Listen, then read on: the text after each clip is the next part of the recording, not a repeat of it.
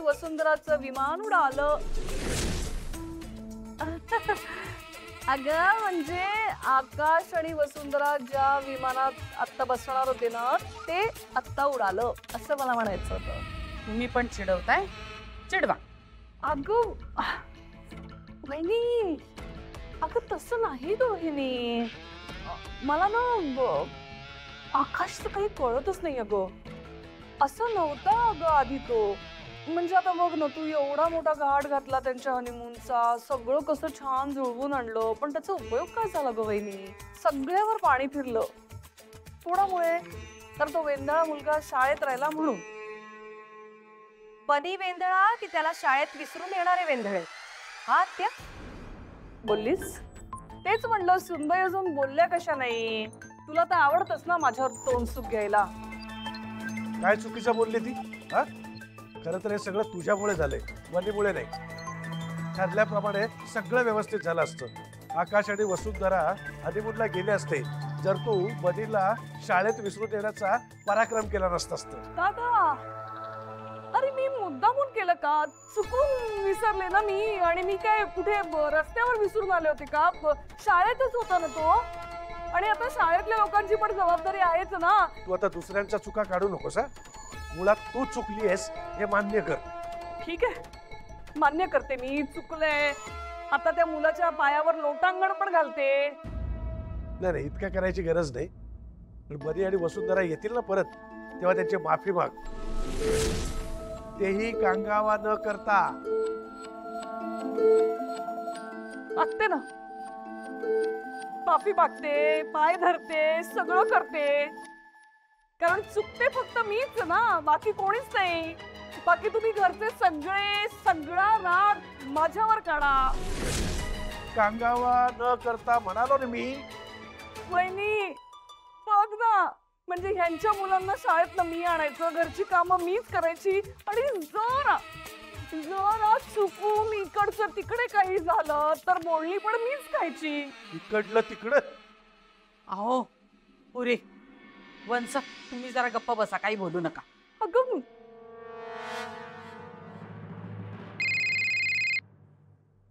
सुधीर काका. हॅलो अवनी. हा, मी वसूचा बाबा बोलतोय. बोला ना, काय झालं? आकाश आणि वसू निघाले का? तर मी कधीपासून फोन करतो वसूला, पण तिचा फोनच लागत नाहीये. नाही म्हणजे तिने दुपारी मला कळवलंय ती केरळला चालली आहे ते. पण म्हटलं जाण्याआधी तिच्याशी थोडं बोलून घ्यावं. हो हो, म्हणजे जाणार होते ते.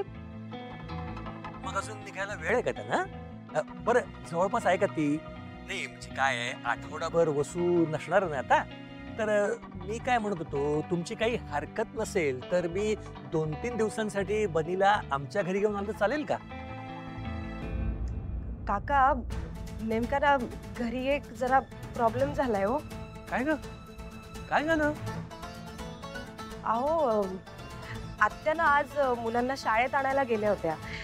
तर त्या म्हणजे चुकून त्या बनीला शाळेतून आणायचंच विसरल्या. काय? पण अशा कशा विसरल्या त्या? नाही, 4 तास झाले बनी शाळेतच आहे अजून. मी जाऊन त्याला घेऊन येतो. काका, तुम्ही नका जाऊ. वसुंधरा, आकाश भाऊजी हे आणि अखिल गेलेत त्याला आणायला. नाही पण अशा कशा विसरल्या त्या? अहो, आत्यांच्या वतीने मी सॉरी बोलते.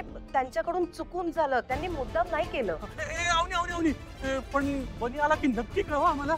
मी ते आले ना की मी नक्की कळवते तुम्हाला.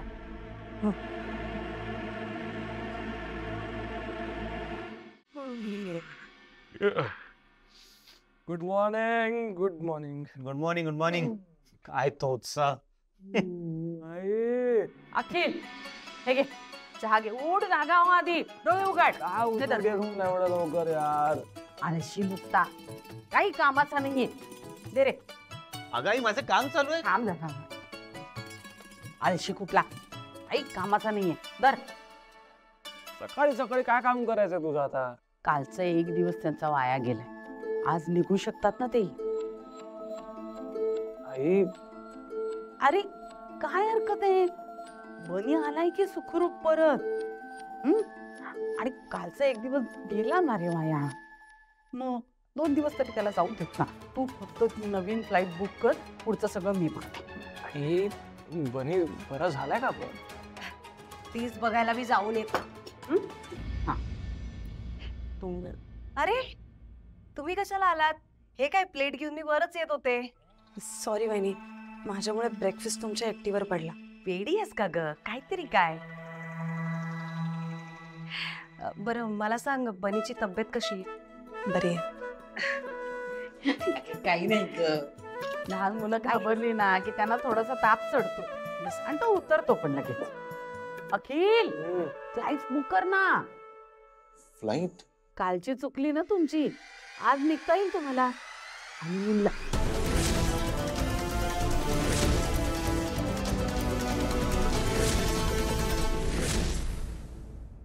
अगं हनीमूनचं काय एवढं घेऊन बसलीयस?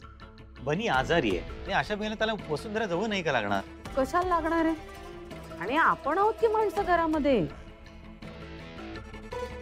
आता एवढं बुकिंग केलं ते काय वाया घालवायचं का? आई मी काय म्हणतोय, तू काही म्हणू नकोस. हे बघ, तुला केरळ सोडून जवळ कुठे जायचं असेल तर तसं सांग. तू 3 दिवस म्हणत होतास की नाही, 1 दिवस वाया गेला. आता 2 दिवसात तरी जाऊन ये. आई प्लीज एकदा ऐकतेस का माझं? नाही, मी काही ऐकणार नाही तुझं. आई प्लीज.